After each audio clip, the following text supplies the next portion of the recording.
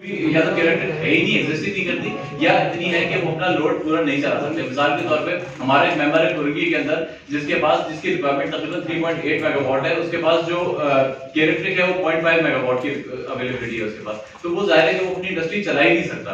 तो ऐसी इंडस्ट्रीज की उन्होंने हमसे लिस्ट मांगी और हमें उन्होंने एश्योरेंस दी कि हम इन इंडस्ट्रीज के लिए कोई हल निकालेंगे, उसको हम बहाल कर देंगे। हमने वो लिस्ट फौरी तौर पे तैयार करके उनको भेज दी, लेकिन आज एक हफ्ते से ज्यादा का टाइम हो चुका और उसके ऊपर लिस्ट पे कोई एक्शन नहीं हुआ और उनके पास से कोई हमें जवाब भी मौसूल नहीं हो रहा। आज मजबूरन हमने आपके सामने आके प्रेस कॉन्फ्रेंस किया ताकि हम अपना मौक़िफ़ क्लैरिफाई करें। सुई गैस की तरफ से जो बातें आई हैं उसके अंदर जो गलत बातें हैं वो हम उनके सामने क्लैरिफाई करें कि ये क्यों मसला खड़ा हुआ, और उसके बाद हमारा आगे का लायबल अगर इसके बाद भी हल नहीं होता तो हम यकीनन एहतजाज की तरफ, हम धरने की तरफ भी जाएंगे ताकि के 70 थे, क्या हुआ? कैप्टिव के तकरीबन 80 थे और 20 सीएफसी के थे। ये चारों मिला के 230 बना। आपने पहले कराची का 230 कम कर दिया, उसमें से 900 तो पंजाब तो पहले भी जाती थी, कराची को 200 मिलनी थी।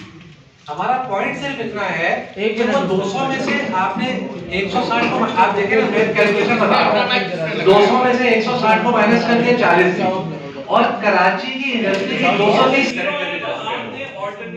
जो एग्रीमेंट था एक फीसद भी चोरी नहीं हो रही है, जिनका मेन रेवेन्यू जनरेटिंग सेक्टर पूरा दिया जाता है। मैं अगर ये वाहिद सेक्टर होगा, इंडस्ट्रियल सेक्टर होगा जहां पे गैस की 1% भी 1% भी चोरी नहीं हो रही है, जिनका मेन रेवेन्यू जनरेटिंग सेक्टर। क्योंकि अगर इनको हटा दिया अगले साल तक जो आएगा बोलेगा मुझे तो नहीं पता था पिछले साल क्या हुआ था। हफ्ते महीने में 4 आते थे, अब 6 आ रहे हैं। प्रॉब्लम ये नहीं है, प्रॉब्लम ये है कि इन्होंने मजीद जो मंगवाई थी वो नहीं मंगवाई क्योंकि मजीद इनको महंगी पड़ रही थी। जो अक्टूबर में सौदे कर चुके थे, अक्टूबर नवंबर में वो उन्होंने मंगवा लिए। एक सौदे पे इन्होंने ये भी कहा है कि हमने जल्दी मंगाने की कोशिश की थी, वो मिला नहीं। उनको हटाने का मुताबिक मैनेज करनी थी, जिसने गैस मंगवानी थी। नदीम बाबर ने हमें पिछले 4 में से ये तो बोलते रहे गैस नहीं होगी, लेकिन जो मंगवानी थी वो क्यों नहीं मंगवाई थी? इसमें भी एलएनजी असल मसला ये है कि पाकिस्तान में इस वक्त, जब एक वक्त था कि पाकिस्तान में एलएनजी नहीं थी, ठीक है, उस वक्त गैस की कमी होती थी तो गैस बांट दी जाती थी। जैसे घर में एक रोटी आती है और एक रोटी के हिस्से होने तो उतने हिस्से होते तो रोटी कर सकती है। अब क्या हुआ है कि एलएनजी आ गई चंद साल पहले। कैप्टिव पावर के पहले जो प्लांट थे उसमें हमें रोकते थे गैस, लेकिन हमें कभी बंद नहीं करते थे। इस दफा भी पैसे बढ़ाते हुए उन्होंने यही बात की, हम कौन सा पहले बंद करते हैं? बंद तो नहीं हो रहा था ना, हमें मिल रही थी गैस। इस दफा रो इसलिए कि हमें बुला के पैसे बढ़ाकर और पैसे मांगने के बाद क्यों गैस बंद की गई, जब तुमने अपनी मर्जी के पैसे भी ले लिए और वो पैसे भी बढ़ा दिए कैप्टिव पावर से। कैप्टिव पे दूसरी बात पे आते हैं, खास तौर पे 10-15 साल से यही प्रैक्टिस है।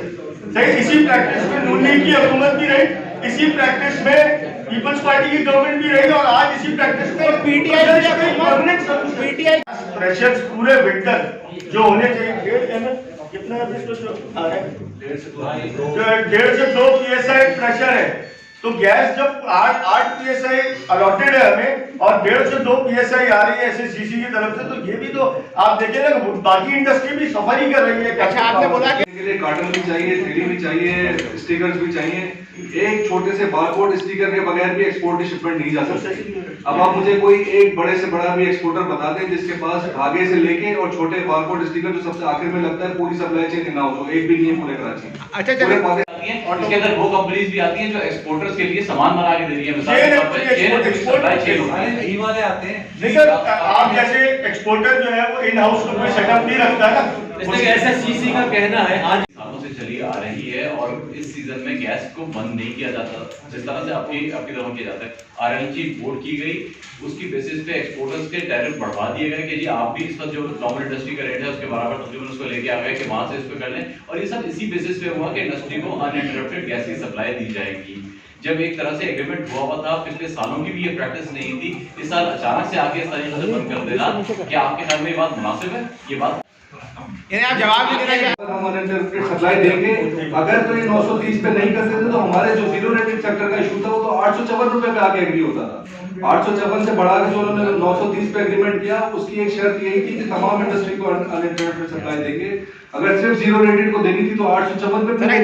छोटी सी बात सलीम और हाथी के साथ एंडोर्स करूंगा कि लास्ट हमारी 3-4 महीने पहले इमरान खान साहब से मीटिंग हुई थी, जहां वो बहुत ज्यादा कीन थे इस सिलसिले में कि इंडस्ट्री को प्रमोट करना है। और किस तरह इकोनॉमी बढ़ानी है। तो हमने पहली बात उनसे यही की थी कि जो यूटिलिटीज हैं, जैसे पूरी दुनिया में लोगों ने तरक्की की है, हमारे नेबरिंग कंट्रीज ने, जैसे बांग्लादेश है और नेबरिंग कंट्री, तो उन्होंने यूटिलिटीज पे बहुत ज्यादा एग्जेम्पशंस दिए हैं इंडस्ट्रीज को। तो हम इसी सिलसिले में बात कर रहे थे, तो बीच में ये एसएससीसी वाला मामला आ गया।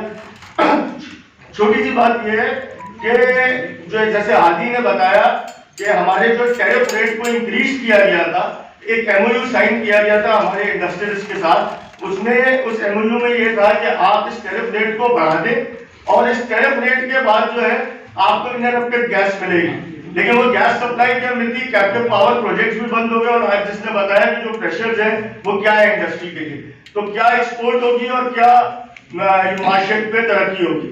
हमने कुछ डिमांड्स रखी है इस वक्त एसएचजीसी के सामने सबने मिलके। उसमें सबसे पहली डिमांड हमारी ये थी कि गैस जो कैप्टिव पावर की बंद की गई है वो फौरी तौर पे गवर्नमेंट एसएचजीसी से बात करे और रिस्टोर कराए।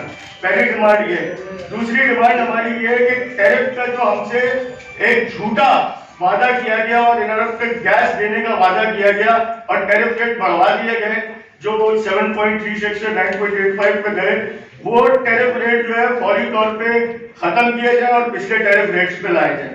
तीसरी ये कि सिंध का जो सबसे बड़ा मामला है इस वक्त ये है कि प्रोविंशियल ऑटोनॉमी के बाद 18 अमेंडमेंट में सिंध में जो इस वक्त रिजर्व्स हैं वो 2200 से लेकर 2400 MMFED। सही है। हमारी डिमांड जो समर्स में है वो डिमांड हमारी 1350 MMFED होती है और हमें सप्लाई मिलती है 1100 की। सही है।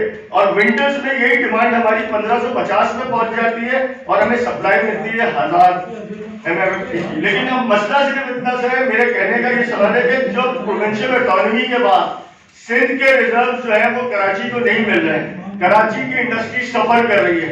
अगर आपने जो ये गैस की शॉर्टेज की वजह से कैप्टिव पावर प्रोजेक्ट्स बंद किए हैं और जो चीजें की हैं, इस रेशो को पूरे मुल्क पे डिवाइड किया जाए और इस तरह जो है वो गैस की सप्लाई दी जाए।